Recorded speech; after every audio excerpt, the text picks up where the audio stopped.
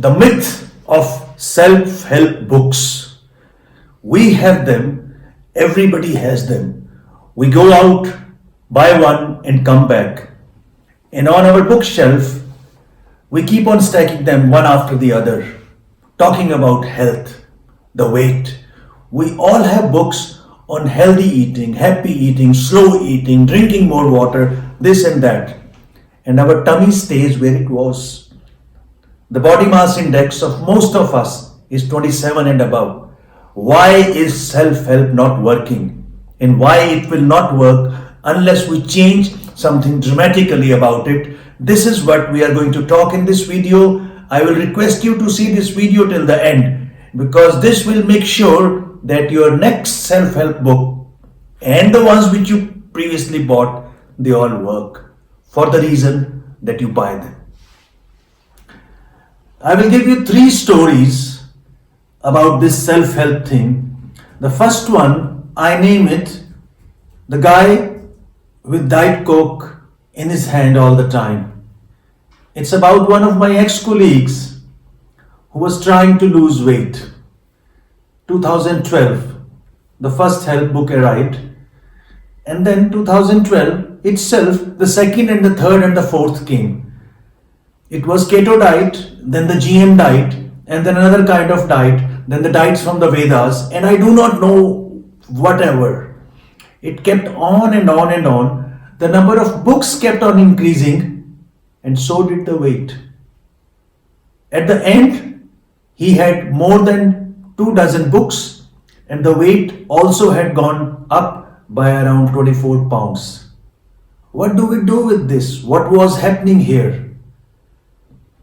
We sat together, we selected one book and we started reading it slowly together, para by para, like a cow eats her food.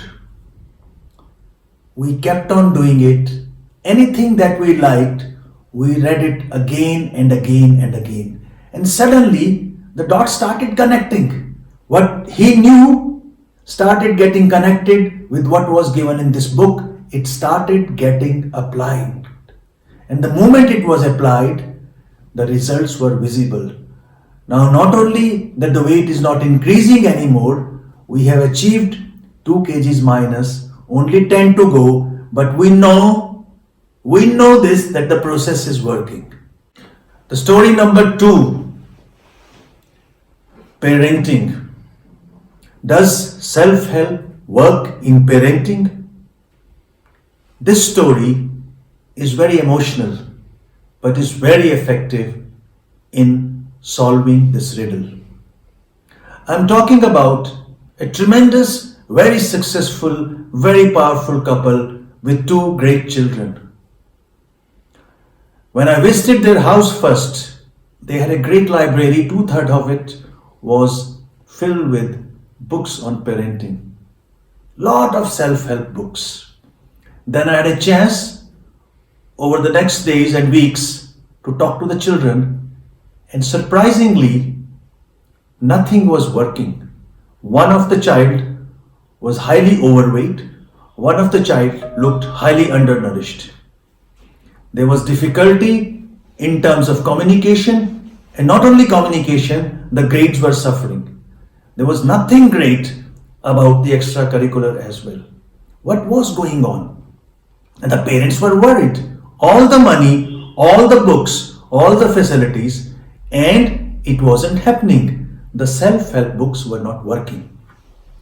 We started as follows. I sat down with each of the parents separately and then together and established the ground zero. Where are we? What are our parenting styles? And of course, we found out the parenting styles were different. But to another surprise, they were not aware of it. They thought their parenting style was different, what it actually came within 10 to 20 minutes of an intense discussion. The moment that happened, I think the things dramatically changed. We took a book, we decided that we will follow this book to the T for the next 2 months. We will meet on weekly basis, we'll review the progress, We'll read this book again and again and again, very, very slowly. Whatever paragraph is fine, looks nice, we will read it again and again. We will digest it, we will connect it with the present status, and we will make those small incremental changes. And it worked, at least to the extent of the academics, and to some extent with extracurricular. We are now going towards the weight management side, and I am very sure that this approach will work in this case also. These two stories were about too many books, and now the last one, a very moving story about no self-help book. What happens when we just don't have self-help books around us at all? I'm talking of a brave Himachali girl who was interested in physics, always in physics, only in physics, doing very fine with tuitions at home, but the life going in circle, not moving anywhere else. And the moment we started working together, this, my old favorite, we took it. This was the first self-help book that this 25 years old girl had ever seen it. We started reading it together.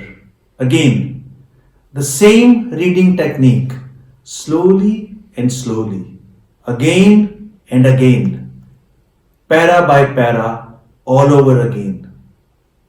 Luckily, in this case, the lady was very hardworking and she participated in this process very, very religiously. And what is the present status?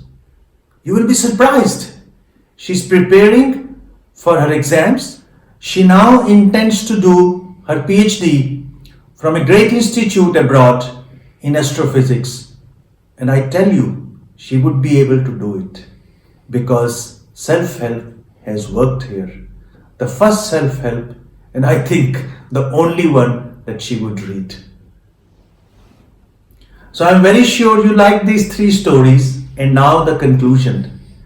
Does self-help work? If it doesn't work, why does it not work?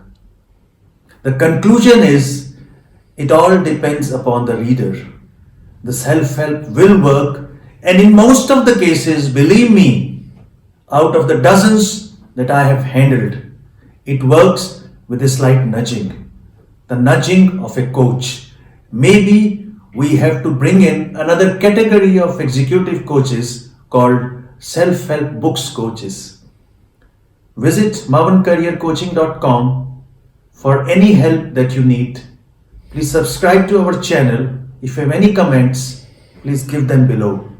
This is Sajay Arora signing off.